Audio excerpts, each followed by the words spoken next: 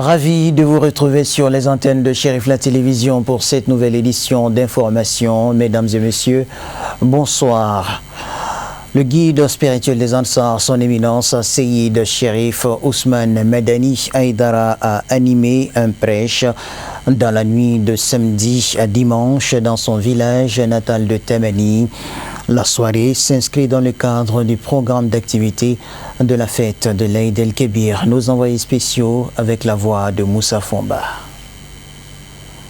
La devanture de la résidence chérifienne de Tamani est prise d'assaut par les militants et sympathisants Ansar à l'occasion du grand prêche de Tamani. Au menu de la soirée, les prédicateurs du Wudu national sont revenus à tour de rôle sur les valeurs cardinales de la religion musulmane. Chaque fois dans les événements de la fête de Tabaski, donc il y a une prêche qui est organisée au niveau de la commune de Tamani, et surtout dans la région de Sékou, précisément dans le cercle de Barouli. Donc cette prêche est organisée pour essayer de parfaire encore les mémoires ainsi que la foi des musulmans. Il est 23h40 lorsque le guide spirituel des Ansar signe son arrivée sur place. Il est accueilli dans une grande ferveur. La sincérité, l'amour du prochain, le pardon, l'entraide, l'union et la tolérance ont été la quintessence de son message. Les Ansar et les sympathisants de Cheikh Ousmane Madani Haïdara viennent fêter chez lui dans son village natal. À cette occasion, on organise une séance de prêche et suivie d'une lecture du Coran. Donc aujourd'hui, nous sommes là pour le prêche.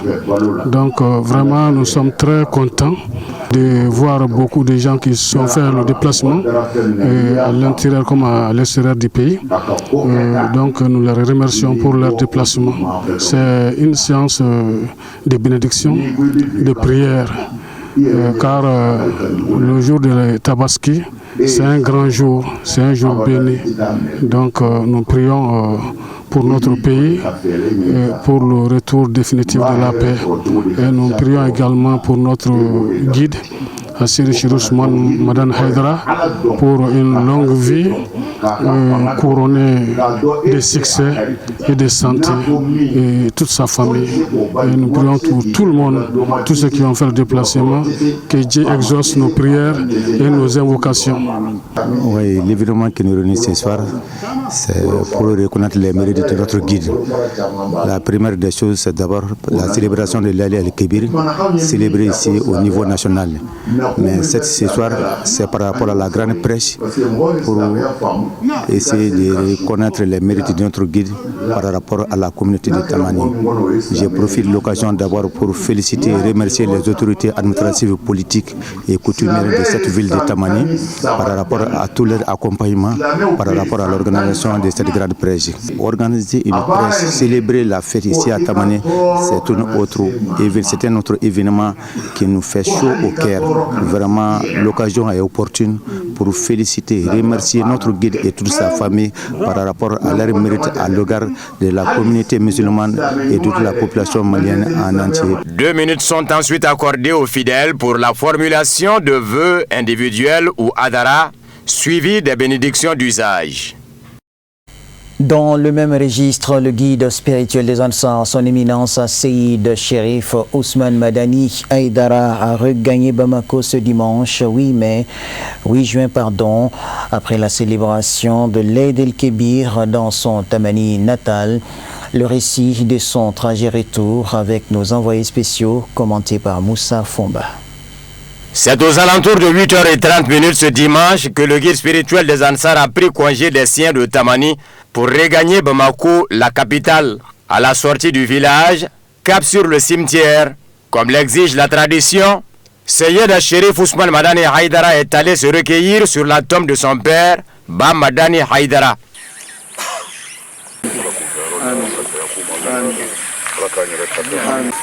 وقنا عذاب النار اللهم انصرنا وانصرنا بأجرتنا وفرجنا انزل علينا السكينة والوقار وهدنا جميعا إلى صراطك المستقيم عليك توكلنا وأنت حسبنا نعم المولى نعم النصير اللهم اغفر لأمواتنا اللهم اغفر لأمواتنا وأدخل في قلوبهم رحمة من رحمتك عليك توكلنا وأنت حسبنا نعم المولى نعم النصير اللهم صل على سيدنا محمد الفاتح لما أغلق والخاتم لما سبق ناصر الحق بالحق والهادي إلى صراطك المستقيم وعلى آله حق قدره ومقداره. Puis le voyage se poursuit avec des arrêts par endroits pour la formulation des bénédictions en faveur des riverains.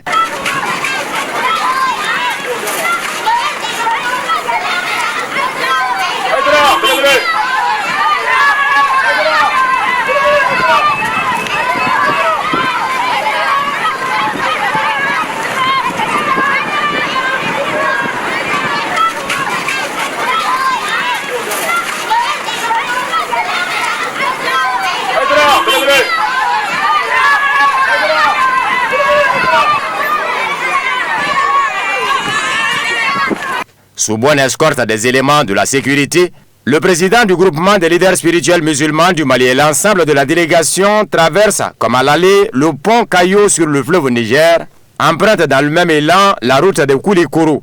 Vers 10h50, nos voyageurs sont en commune 1 du district de Bamako. Quelques minutes plus tard, le président du groupement des leaders spirituels musulmans du Mali, son éminence Seyyida Chérif Ousmane Madani Haïdara, arrive à sa résidence de Bangoni Djanguinebougou. Il reçoit ensuite les éléments de la sécurité pour leur traduire ses remerciements. Occasion également pour le guide spirituel des Ansar de formuler des bénédictions à leur faveur. اللهم انصرنا وانصرنا وقضي حاجاتنا وفرجها لا اله الا انت سبحانك انا كنا من الظالمين صل سبحان ربك رب العزه عما يصفون والسلام على المرسلين والحمد لله رب العالمين. L'actualité se poursuit en direct sur nos antennes, élan de solidarité envers les couches démunies à l'occasion de la fête de Tabaski. L'initiative a consisté à distribuer une importante quantité de viande de bœuf à des veuves en vue de rendre la fête plus belle. Le geste est de Cheikh Imam Mamadou Diarra, dit Bouaké Diarra. On en sait plus dans ce commentaire signé Abdul Karim Sako. Cela fait 11 années consécutives que cette bonne volonté en la personne de Cheikh Imam Mamadou Diarra, dit Bouaké Diarra, vient au chevet des démunis à chaque occasion de la fête de Tabaski. Cette année, ce sont 2 bœufs qu'il a abattus pour distribuer l'ensemble de la viande à environ 300 bénéficiaires. En plus de la viande, plus de 200 enfants orphelins ont reçu de tout nouveaux habits et chaussures pour la fête de Tabaski. Un geste hautement humanitaire que Cheikh Imam Mamadou Diarra, dit Bouaké Diarra, entend perpétuer pour le bonheur des veuves et orphelins. On les vient en aide parce que il faut dire que les enfants demain seront beaucoup en joie. Et ceux dont les parents ne seront pas à côté d'eux seront tristes. Et ceci étant, nous avons jugé bon, avec l'aide de notre guide spirituel, Cheikh Imam Mamadou Diarra, de vraiment venir en aide aux enfants là, pour que vraiment ils puissent être égayés, pour que les femmes veuves puissent avoir quelque chose dans la marmite. D'année en année, ça ne fait que se perpétuer. On immolait un bœuf, aujourd'hui c'est 2. Avant c'était les 100 orphelins à qui on donnait les habits. Maintenant on va jusqu'à 300, 400. Jusque là vous pouvez constater que les enfants viennent s'inscrire. Il y a les parents même qui viennent s'inscrire. Et il ne faut pas s'arrêter là. On va finir de distribuer ces viandes là. Demain lui aussi, il y a des gens qui vont venir envahir. Il sera obligé de puiser dans sa propre ressource, payer peut-être un bœuf ou soit donner de l'argent aux enfants orphelins là. On ne peut pas satisfaire tout le monde. Et c'est dans ce sens-là qu'on lance un appel à toutes les bonnes volontés qui peuvent vraiment nous aider dans ce sens-là. On a besoin seulement du matériel, on a besoin des habits lors des fêtes de Ramadan, on a besoin ici des bœufs. Les bénéficiaires n'ont pas manqué d'exprimer leurs mots de gratitude à l'endroit du donateur avant de lui formuler des vœux de longue vie. Sans transition, voyons ce qui fait l'essentiel de l'actualité internationale en bref et en images.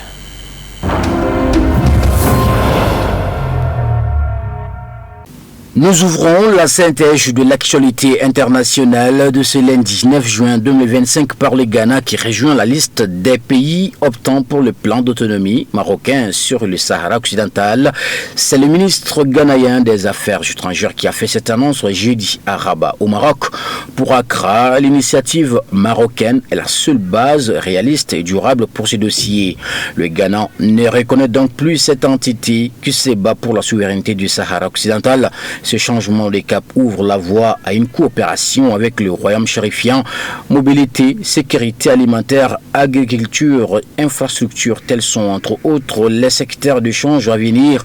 Le plan du Maroc pour le Sahara occidental présenté en 2007 propose un statut d'autonomie élargi pour cette ancienne colonie espagnole, alors qu'une résolution de l'ONU évoque un référendum d'autodétermination.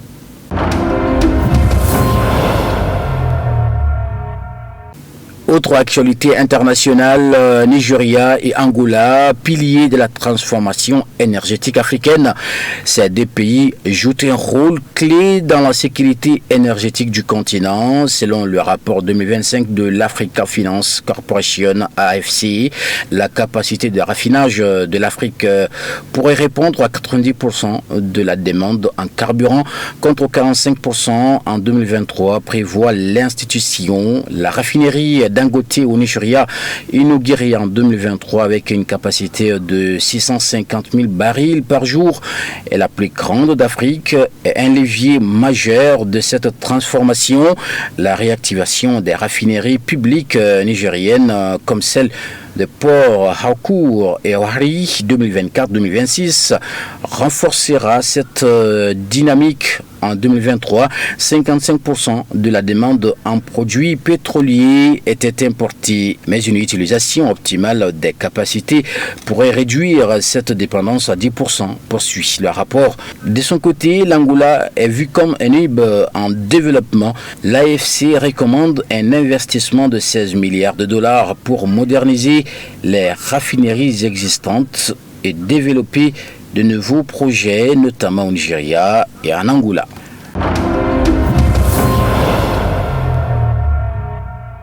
Parlons d'autres actualités internationales. Les sanctions anti-russes de l'Union européenne sont néfastes pour la Hongrie et pour l'ensemble de l'Europe, a déclaré le Premier ministre hongrois Viktor Orbán.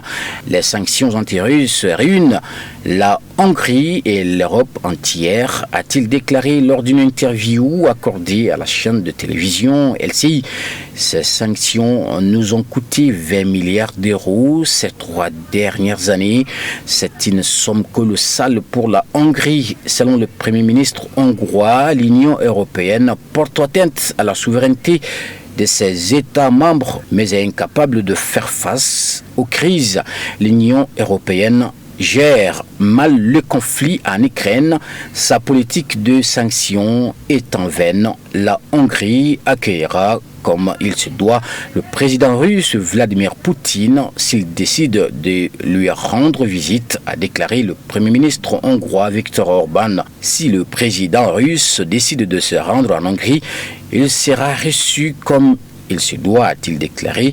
L'Ukraine ne peut être membre ni de l'OTAN ni de l'Union européenne en raison de la mauvaise santé de son économie, déclaré le Premier ministre hongrois Viktor Orbán.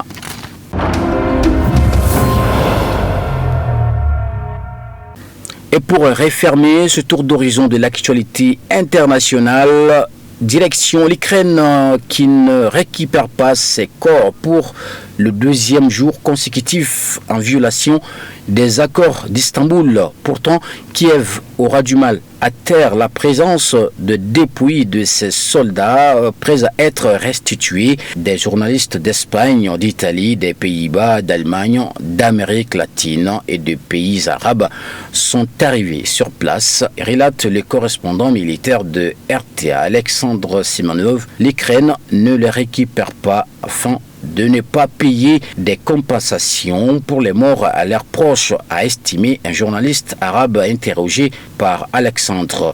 Pour son collègue italien, Zelensky n'est pas une personne, mais un terroriste. Et non pas l'argent, pourquoi Kiev ne reprend-il pas les corps de ses soldats? Le régime de Zelensky doit payer environ $3,000 pour soldats et par famille. Imaginez donc s'il reprenait les 6,000 corps, a déclaré à Sputnik Afrique Sonja van den Hand, journaliste indépendante néerlandaise. Accepter un nombre si important de corps, sous-entendant qu'il y en a davantage, pourrait discréditer l'Ukraine qui minimise ses pertes militaires, a souligné Mme van den Hand, présente dans la région de Bryansk où la Russie prévoit de restituer les corps à l'Ukraine. Elle a qualifié la situation de terrible, ajoutant que ne pas restituer les corps est un crime. Zelensky commande des missiles à l'Occident au lieu de récupérer les corps de ses soldats, indique la porte-parole de la diplomatie russe. Or, l'arrivée de nouvelles armes occidentales à Kiev ne ferait qu'augmenter le nombre de victimes au sein de son armée, pointe Maria Zakharova. Et une fois de plus, on ne va pas les récupérer, insiste-t-elle. Récemment, Zelensky s'est plaint dans une interview du transfert par les États-Unis de 20 000 missiles destinés à l'Ukraine vers le Moyen-Orient, rappelle la diplomate. Page noire de cette édition d'information avant de prendre congé de vous, Sekou Haïdara, frère aîné du guide spirituel des Ansar, ça n'est allé à jamais. Il a tiré sa révérence le vendredi 6 juin à la suite d'une longue maladie. Ses obsèques ont eu lieu ce dimanche à Mayambougou, c'est en commune 6 du district de Bamako. Samaïra Sanogo, Mbouya Koulibaly et Fousseini Keita pour Chérif la télévision. Sekou Haïdara, frère du guide spirituel de Zansar, Assede Chérif Ousmane Madan Haïdara, est arraché à l'affection de tous à la suite d'une longue maladie. Cette foule compacte, composée de ses parents, proches, amis et collaborateurs, est venue de divers horizons pour l'accompagner à sa dernière demeure. C'est un vieux exemplaire. C'est un bonhomme qui vient de tomber tout de suite. Et la famille Haïdara pleure à l'air là. Et nous retenons de lui un rassembleur, nous retenons de lui quelqu'un qui nous donne des conseils. C'est l'un des pères. Et vraiment, il était très social et très jovial. Et puis bon, il nous a facilité beaucoup de choses. Et il était très démocrate aussi. Et on causait, on s'amusait et puis tout avec lui quoi. Il représentait tout, un ami, un père et un grand-père en même temps. L'atmosphère est angoisse, l'instant est calme et les témoins sont empreints de reconnaissance dans un langage mélancolique. Allah ne fait pas de mal. Nous sommes venus pour mourir. Tout ce qui vient dans ce monde retournera un jour. Donc aujourd'hui nous avons appris le décès du grand frère de notre guide, Assede Chérif Ousmane Madan Haïdara, Sekou Haïdara, qui a été rappelé par son Seigneur. Chérif Ousmane Madan Haïdara, son grand frère, nous l'avons connu personnellement et nous avons été chez lui également une fois lors d'un événement. Et il a été à plusieurs reprises, plusieurs fois à Doyumana pour la lecture du Coran, pour la bénédiction de Bassita Traoré. Donc nous le connaissons. La perte de cet octogénaire pétri d'humanisme et d'esprit solidaire qui avait foi en la religion musulmane laisse un grand vide, selon plusieurs témoignages qui ont par la suite ajouté qu'envers ses proches, il était plus que disponible. Nous savons que leur parenté, ils ont vraiment tissé le lien de parenté. Donc, grâce à cela, Chérif Ousmane Madan Haïdara était parti à Tamani pour la fête de Tabaski. Mais malheureusement, il n'a pas pu terminer tous les événements. Après le prêche, il n'a pas pu participer à la lecture du Coran grâce à l'enterrement de son grand frère. Donc vraiment, c'est un grand frère qui lui est vraiment cher. Donc nous présentons nos condoléances les plus attristées au nom de la FADI, au nom de tous les Ansars et sympathisants du monde. hygiène lisible au visage, salive sous gorge. Ceux qui ont beaucoup fréquenté Sékou Aïdara se résignent et formulent des vœux pour le repos éternel de son âme. Je l'ai connu le 25 octobre 1963 et 53. On est entrés ensemble à l'école ici. Moi, je venais de Nankura, lui il est de Tamani ici. Depuis qu'on s'est connus jusqu'à présent. Il est toujours resté fidèle. Il est toujours... Il allait me voir jusqu'à Nankura. On s'est vraiment côtoyé, on s'est aimé.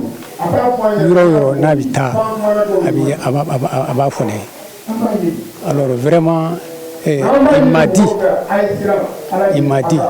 de remercier à tout moment Cheikh Ousmane Mamadou Aïdara ce qu'il a fait pour lui. À tout moment, il me dit de le remercier à tout moment. Et que lui, vraiment, il m'autorise à le remercier à tout moment. Bon, ouais, que je le vois. Alors donc vraiment, je demande à tout un chacun, ici présent, de faire des bénédictions pour lui. Alakahine, Alakayafama, Alakayafama, Alakayafama, Alakayafama, fou. Les témoins sur les qualités pieuses de l'homme n'ont pas taré le long de la cérémonie funèbre. Ils sont aussitôt suivis de la prière mortuaire. La dépouille de Sékou Aïdara est par la suite transportée au cimetière de Sotiba en commune 1 du district de Bamako où il reposera pour toujours. Décédé à l'âge de 81 ans, Sékou Aïdara était marié et père de 6 enfants. Il laisse derrière lui des veuves, orphelins, parents, proches, amis, bref, tout un monde inconsolable. Dors en paix, Sékou Aïdara. Voilà, c'est sur cette note lugubre que prend fin cette édition d'information. Merci à vous de l'avoir suivi. Bonne suite de programme sur nos antennes. Bonsoir.